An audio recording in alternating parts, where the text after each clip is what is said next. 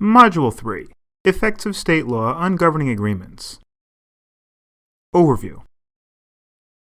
Earlier we briefly referred to how state, and to a lesser extent federal laws, can affect the contents of business governing agreements. In this module, we'll take a closer look at how state laws influence the drafting of corporate bylaws, LLC operating agreements, and partnership agreements. Governing agreements are contracts.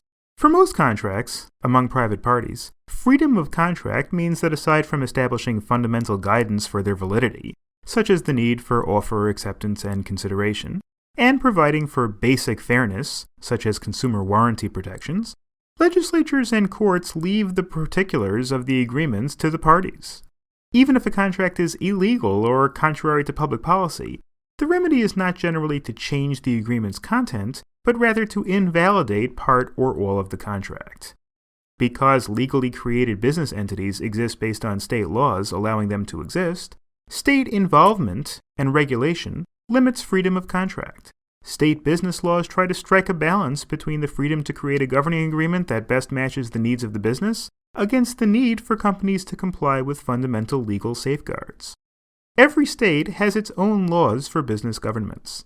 For business people creating a new company, understanding these laws and their effects on the governing agreement are early strategic issues to consider.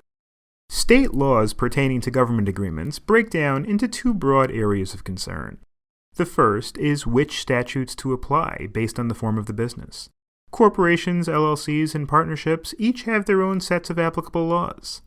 The second is whether the applicable rules impose affirmative or negative requirements, or both, on the agreement's content. We will address each of these three types of governing agreements, considering the state laws applicable to them. Laws affecting corporate bylaws. State laws govern the creation and operation of corporations. The variations among state corporation laws can be burdensome for a corporation's incorporators, shareholders, and directors alike, particularly when the corporation does business outside of its state of creation. One way that companies have tried to promote uniformity has been to favor Delaware law. For many years, based on Delaware's reputation for having favorable corporation laws, incorporators would choose to create companies in Delaware, even if they did their business in other states. Today, Delaware law faces competition in the form of the American Bar Association's Model Business Corporation Act. Since its promulgation in 1950, about half the states have adopted this act in its entirety, and the rest have adopted parts of it. Over time, Delaware's corporation law and the Model Business Corporation Act have steadily moved closer in their effects, as both the Delaware legislature and the drafters of the Model Act have borrowed features from each other. We will confine ourselves to examining the Model Act. As the foundation for many state laws, the Model Business Corporation Act contains several gap filler provisions that take effect unless the corporation's bylaws supersede or contradict them.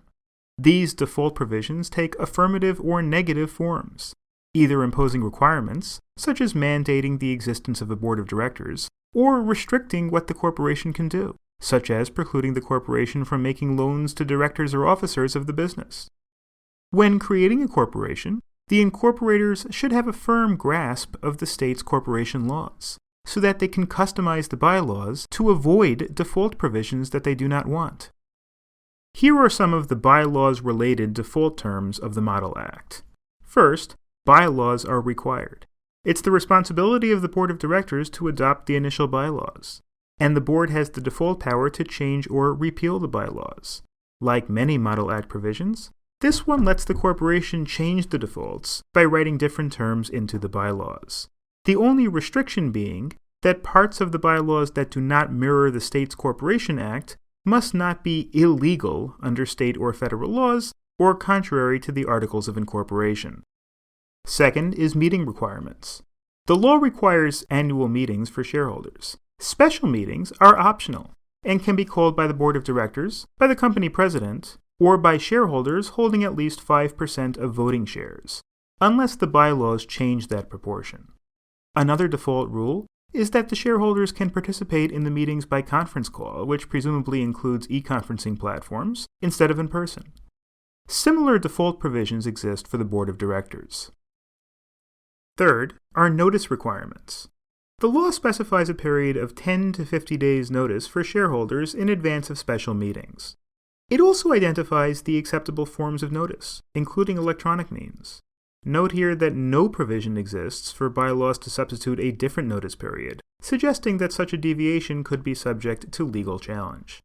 Fourth, voting rights and procedures. The statutory default is for shareholders to have one vote per shareholder, and for shareholders to be able to cast their votes in person. Bylaws can expand on these minimums by providing for different classes of shares, and allowing for more than one way to vote, such as by mail, by proxy, or through electronic means, or cumulative voting for directors. Fifth are quorum requirements. If the bylaws don't state otherwise, the presence of 10% of the shareholders having voting rights is enough to establish a quorum at the meeting. For meetings of the board of directors, a quorum consists of a minimum of 1/3 of the directors, unless the bylaws state otherwise. Fourth, director qualifications. The corporation must have a board of directors. The bylaws can include requirements or restrictions on who may become a member of the board of directors. Unless the articles of incorporation or bylaws state otherwise, the law prohibits requiring directors to be shareholders, or to be residents of the corporation's state of incorporation. Seventh, director removals and vacancies. If the bylaws don't contain procedures for removing elected directors, the statute provides for such removal under various circumstances. The statutory default requires the vote of 2/3 of the shareholders to remove a director. The statute also considers whether the corporation uses cumulative voting or allocates director positions among different classes of shares. Unless the bylaws or articles of incorporation specify a different procedure, director vacancies or new director positions can be filled by a majority vote of directors present at a meeting, even if they do not constitute a quorum. Eighth, committees. The statutory guidance for whether the board of directors can create committees is a good example of a legal restriction on what the corporation and its shareholders can agree to.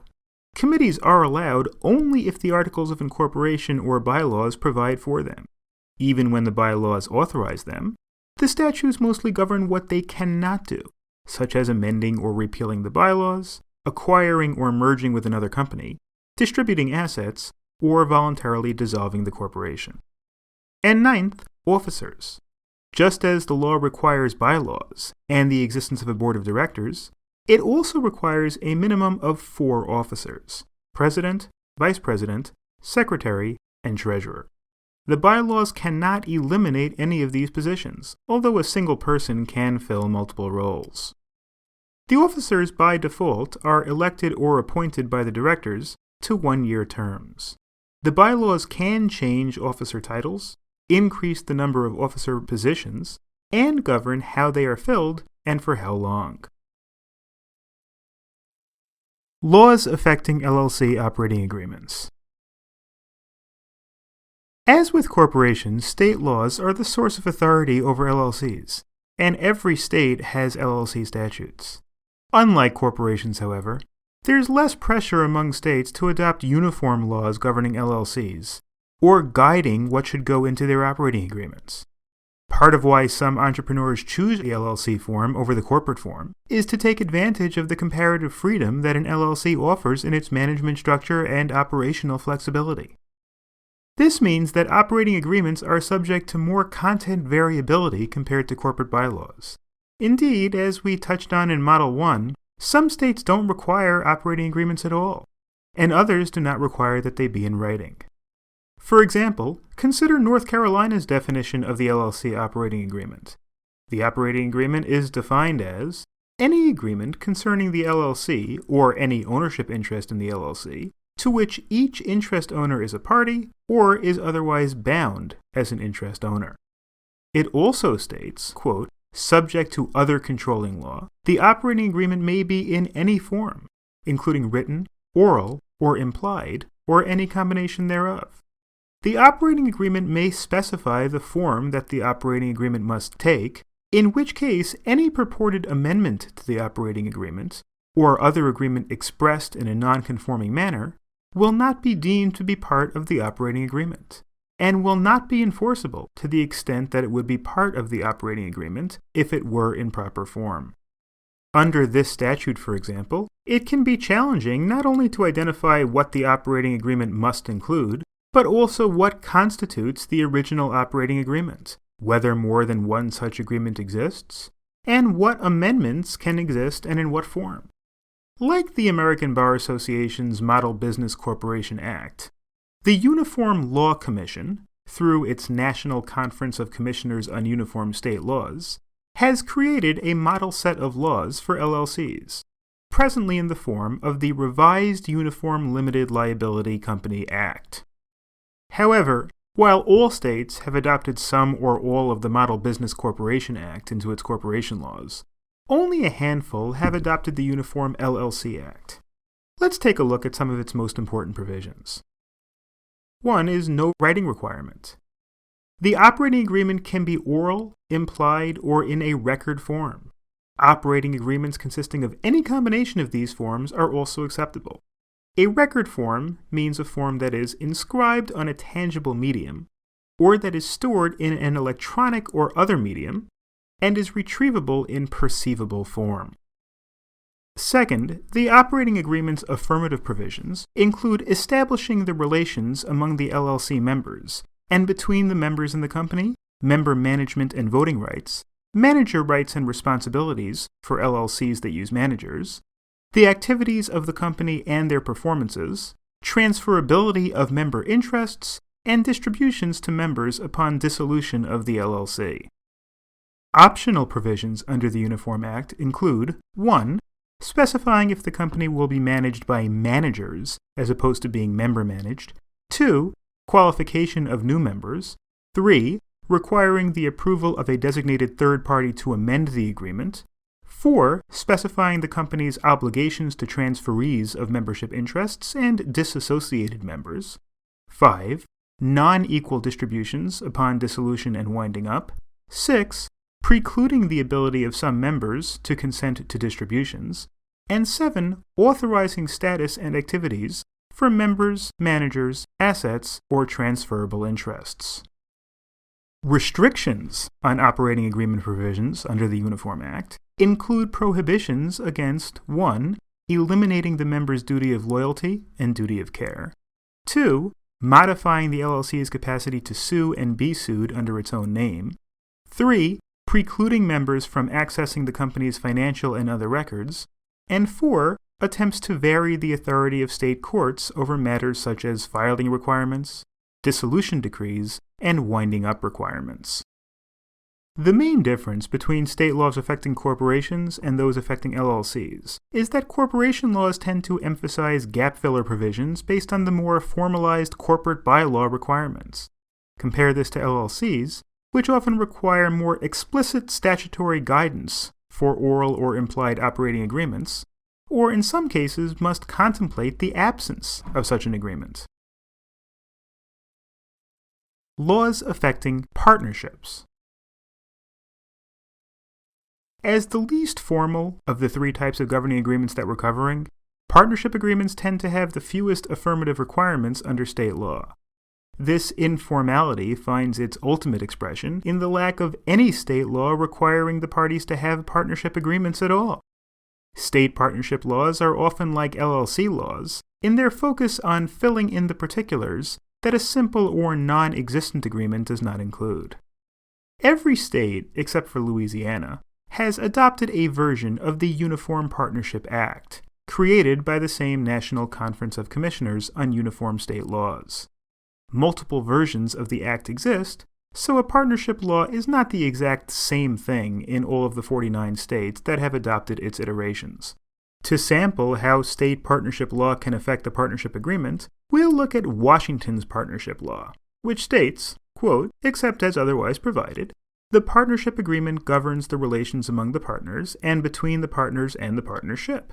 To the extent the partnership agreement does not otherwise provide, this chapter governs relations among the partners and between the partners and the partnership."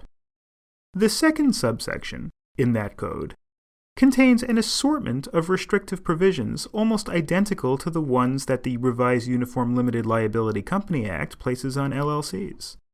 The rest of Washington's Partnership Act consists mostly of statutes that create a default management and operating structure for the company, as though no partnership agreement exists to fill in where there are no agreements or where the agreement does not cover certain elements. Conclusion. A business governing agreement is arguably the most important contract that business owners can enter. Properly written, it serves as a unique combination of rulebook and roadmap for the company to guide its operations in the way that the owners want, as opposed to the one-size-fit-all generic provisions found in state law. Understanding state laws that govern bylaws, operating agreements, and partnership agreements is important to consider in advance for two reasons. First, knowing the law is essential to avoiding conflicts between the governing agreement and the law, which in turn reduces the potential exposure to legal liability of a business entity and the people behind it. Second, it helps reveal parts of the governing agreement that the drafters can modify to best match the company's needs by overriding the statutory defaults. For businesses who elect not to engage the services of an attorney when drafting their governing agreements, understanding the potential requirements and pitfalls in the applicable law can also be helpful when drafting the agreement based on a model template or another company's governing agreement.